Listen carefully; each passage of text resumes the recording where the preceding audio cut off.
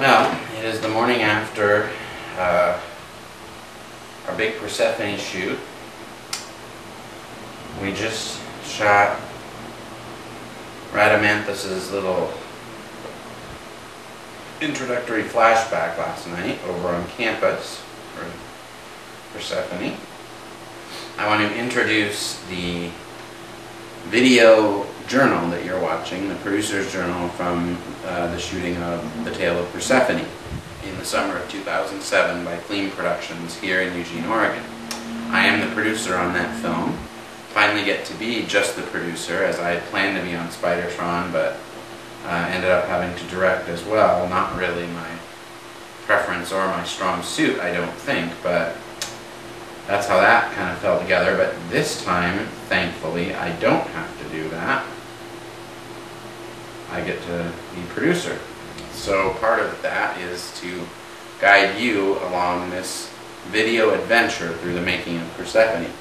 Mostly it's just going to be kind of behind the scenes kind of footage. I'm not going to do a lot of formal stuff. I don't know that I'll do any interviews. We'll see if I get inspired. But this morning it was really occurring to me how far we've come in just a year. And someone asked me this morning how much our camera cost and how did we kind of get into this. And so I wanted to outline that for you. I'm a big fan of Robert Rodriguez's 10-minute film schools, and I did just pick up his book.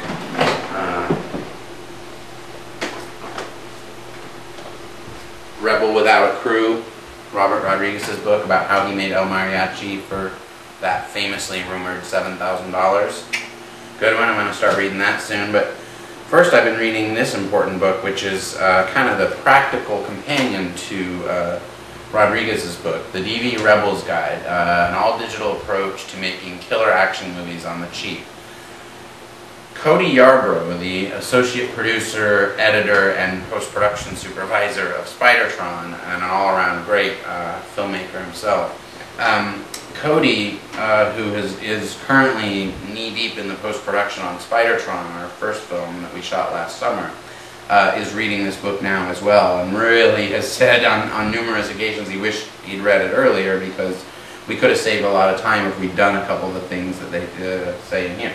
Anyway, memorize what this book looks like. If any of you out there are watching this and thinking, oh, I want to be a filmmaker, you know, gotta do it, then get this book.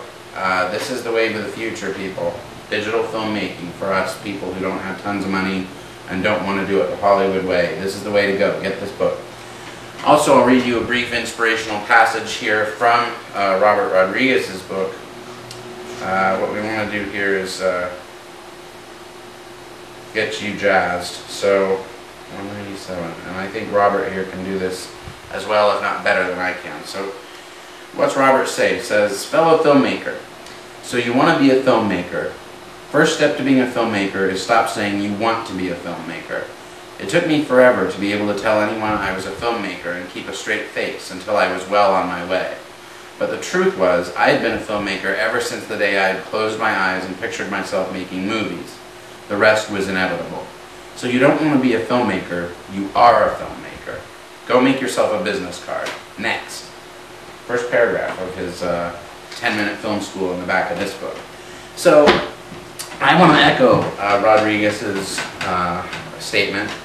If you want to be a filmmaker, just decide you are a filmmaker.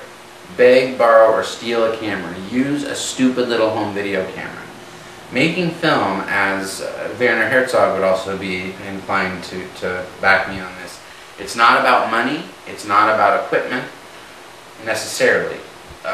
Good filmmaking, good filmic storytelling, interesting filmmaking doesn't necessarily always necessitate expensive gear, film school training, all this. Of course not.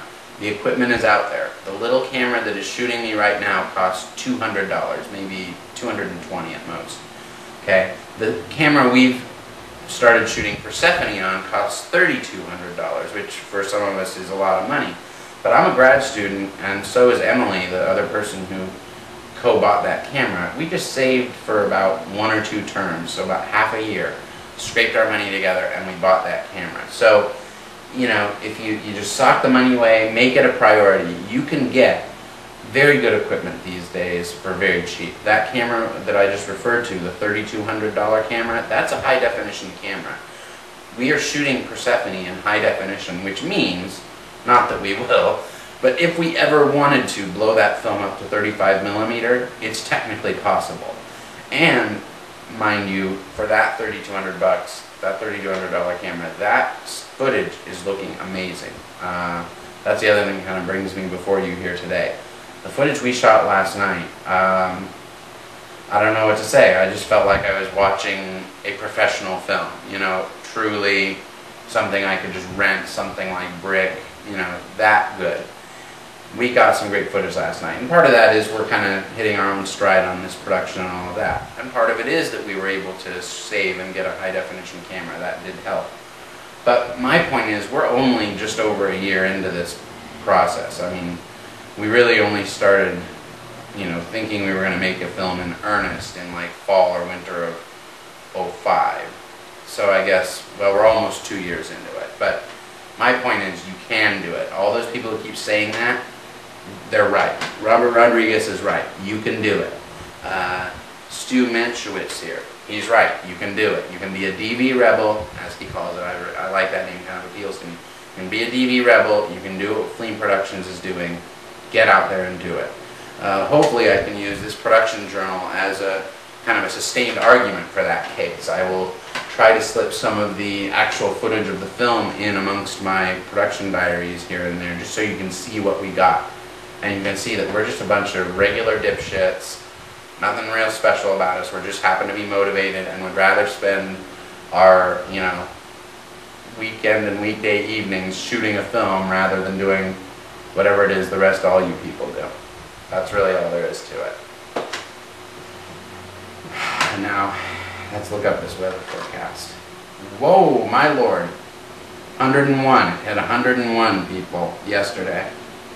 So, you know, I guess you could say we paid with our sweat. We did spend the evening up in a third floor art studio on the UO campus. Oh, and that brings me to another point. Something that Rodriguez and Mankiewicz say very early on. When you're getting ready to make a movie, you know, you want to let your imagination run wild. You want to, you know, I'm sure somewhere in your mind you've got your whole, you know, epic space opera trilogy or, you know, Die Hard-esque action movie plot boiling in your mind. And I don't want to discourage you from those. And in fact, we're getting bolder as we go. We started with a real kind of low-budget sci-fi kind of premise that was shot almost entirely, like 90% outdoors, outdoor locations that we could use for free. Now we're shooting this tale of Persephone, and we're using in-town locations, and as I just mentioned, we're taking advantage of some of our connections to the university. Our director of photography and editor, Nate Sparks, was able to get us into an art studio because he's connected to the art program. He's a digital arts major. Emily was able to get us into the grocery store, the Kiva, because she used to work there. We're going to be using some friends' houses and things for the apartments that we're going to use. The club, or at least one of the clubs that we'll use in the film, we're getting in there because Emily and I play in a rock band in town, and we happen to know the guy who does all the booking there. He's a real cool dude, and he said we could shoot there. You see where I'm headed with this. You've got to evaluate your resources and write and work your films around those resources.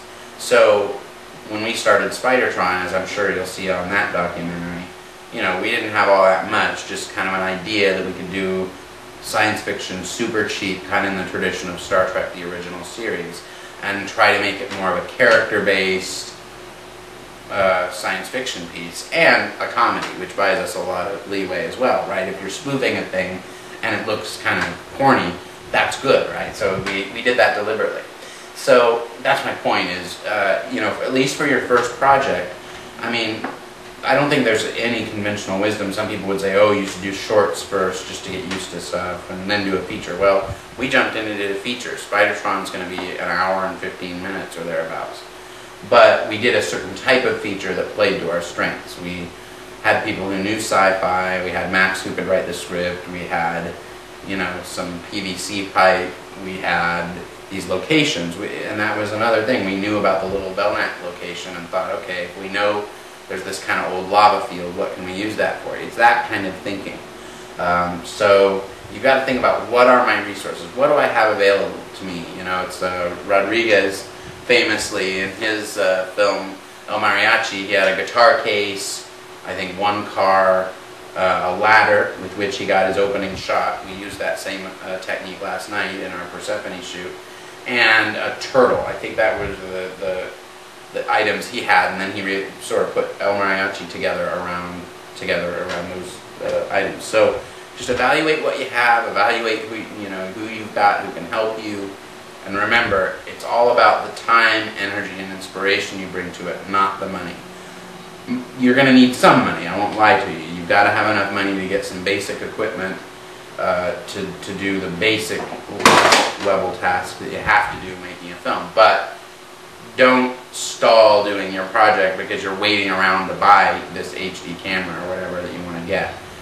Get out there and start shooting now. Start learning how you shoot. Learn how you work with others in your crew. Learn your visual style. Learn your storytelling style, etc. Then you're going to be light years ahead when you finally do save up, as we did, to get that digital camera, and you're going to know how to use it, and you're going to know the stories you want to tell. Okay, well that's enough proselytizing for one day. Thanks for tuning in, and I will keep you updated about our progress.